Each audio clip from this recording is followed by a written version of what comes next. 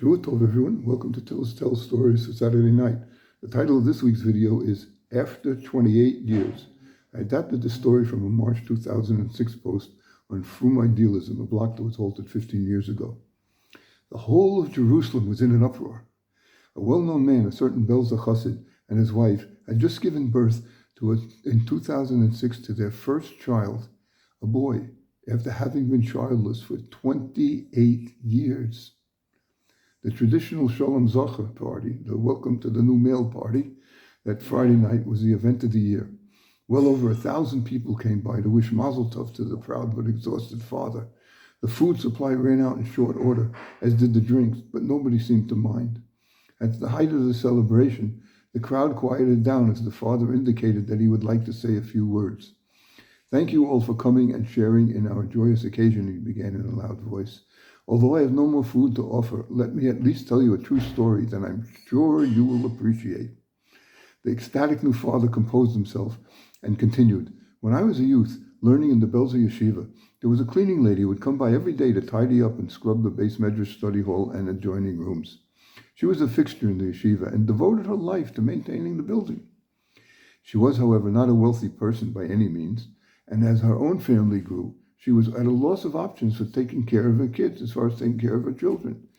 She decided to bring the kids with her to work, and as she cleaned and mopped in one area of the building, the young children would run amok, screaming, crying, and generally causing quite a commotion in the rest of the yeshiva.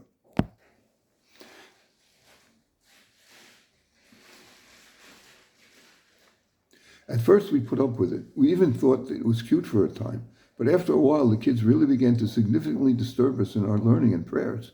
Try as we might to control them, they wouldn't listen, and just continued on in their childish games and noise. A number of the younger students asked me, as one of the oldest in the yeshiva, to ask her not to bring her children anymore with her. I agreed. Brazenly, I walked up to her and told her that her kids were constantly disturbing everyone in the yeshiva, and she should find some sort of alternative method of childcare for them. I'll never forget how she looked at me with tired eyes and said, "Young man, you should never have tsar gidl banim," which means the pain and anguish that one goes through when raising children. The crowd gasped. The father continued.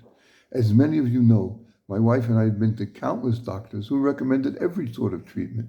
We moved abroad for a while to be near an expert, but this proved to be fruitless. One last extreme treatment was offered, and after trying that, it too turned out to be just a fantasy. We felt doomed to a life without the pleasure of raising a genuine Jewish family. After that last attempt, we walked back to the apartment we lived in for the past 28 years, and our entire sad situation hit us full force, like a ton of bricks. Together we broke down crying, trying to figure out why God was testing us in this way. All of a sudden, I remembered the episode with the cleaning lady and the blessing she had given me. It occurred to me to try and reach her and ask for forgiveness. But after all these years, who knows where she would be? I spent hours on the phone until I came up with an address, which I ran over to immediately. She did not recognize me, of course, but when I told her over the story, a spark flickered in her eyes. I tearfully apologized for my harsh words 3 decades before, and she graciously forgave me with her whole heart. Beaming from ear to ear, the father announced, "Friends, that took place exactly 9 months ago."